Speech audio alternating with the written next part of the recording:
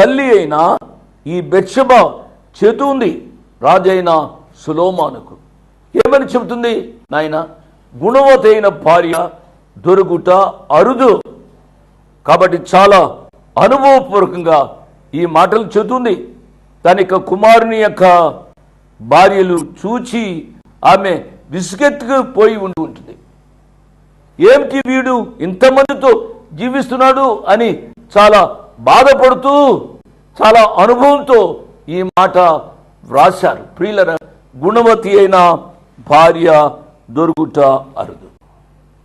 సొలొమోను రాజుకు చాలా మంది భార్యలు ఉన్నారు. చాలా మంది భార్యలు ఉండడం ఏమిటి?